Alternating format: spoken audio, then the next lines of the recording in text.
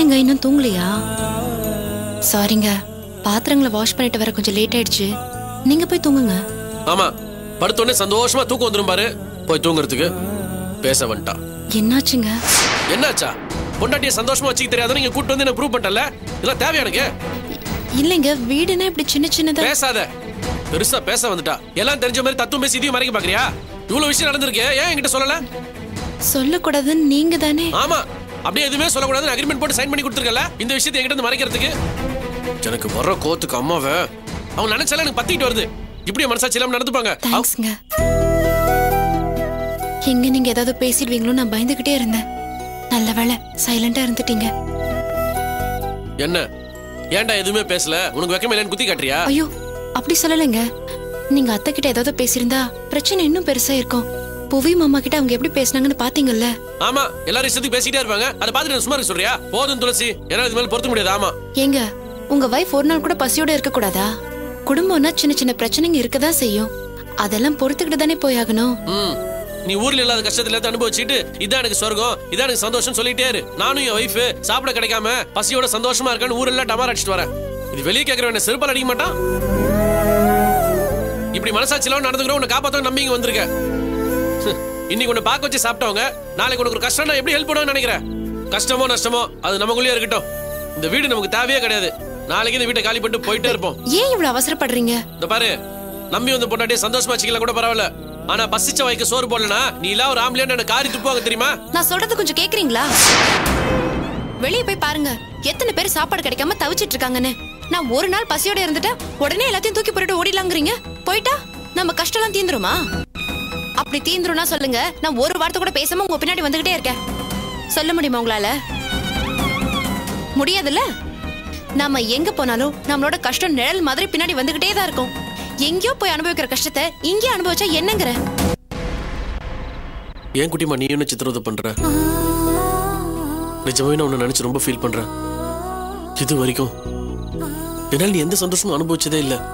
கல்யாணம் பண்ண முதல் நாள் ஆரம்பிச்சு இன்னி வரைக்கும் அவமானத்தை அசிங்கத்தையும் தவிர வேற எதுவுமே நீ பார்க்கல. என்னாலதானே இதெல்லாம் ரொம்ப வேதனையா இருக்கு குட்டிமா. ஏன் இப்படி பேசுறீங்க? நான் இதையெல்லாம் ஒரு வேதனையாவே எடுத்துக்கல. எனக்கு நீங்க மட்டும் இருந்தா போதும். என்ன நம்பி வந்து உன்னை பசியால துடிக்க வச்சிருக்கேனே, நான் ஒரு மனுஷனா? நினைச்சாலே ரொம்ப கஷ்டமா இருக்கு. மனசுக்குள்ள ரொம்ப வலிக்குது குட்டிமா. நீங்களே இப்படி மனசுடைஞ்சு பேசினா நான் எங்க போவேன்? நான் இருக்கேன் குட்டிமான்னு நீங்க தானே எனக்கு தைரியம் சொல்லணும். ப்ளீஸ் எனக்காக கொஞ்ச நாள் பொறுத்துக்கங்க, எல்லாம் சரியாயிடும். நீங்க எனக்காக தான் எல்லாத்தையும் பொறுத்துட்டு இருக்கீங்கன்னு எனக்கு தெரியும். உங்களை கம்பல் பண்ணி இங்க இருக்க சொல்றத நினைச்சா எனக்கும் வேதனையா தான் இருக்கு. ஆனா நமக்கும் வேற வழி கிடையாது.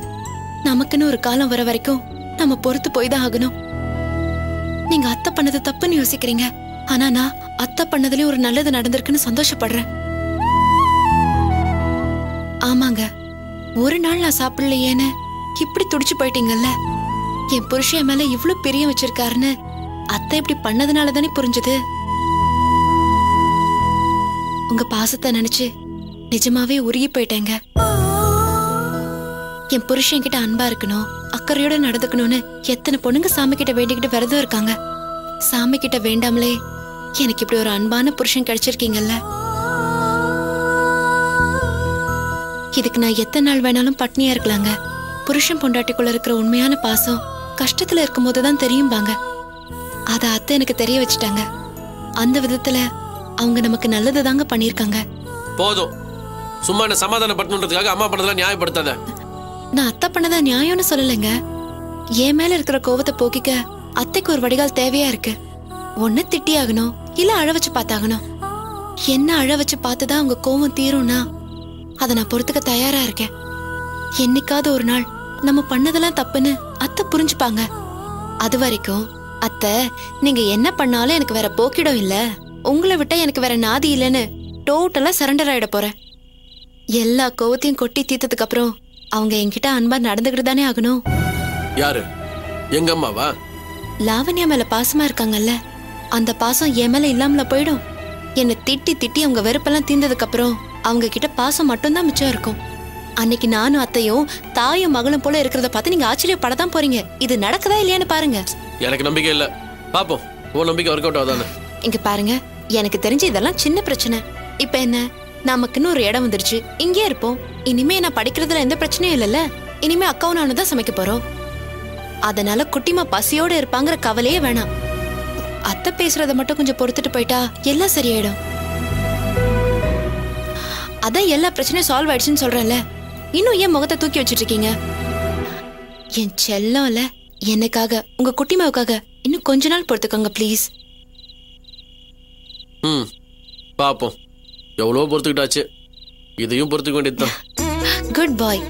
என் எக்ஸாம் முடிஞ்சதும் உங்ககிட்ட இன்னும் நிறைய பேசணும், ஆசை தீர பேசணும்.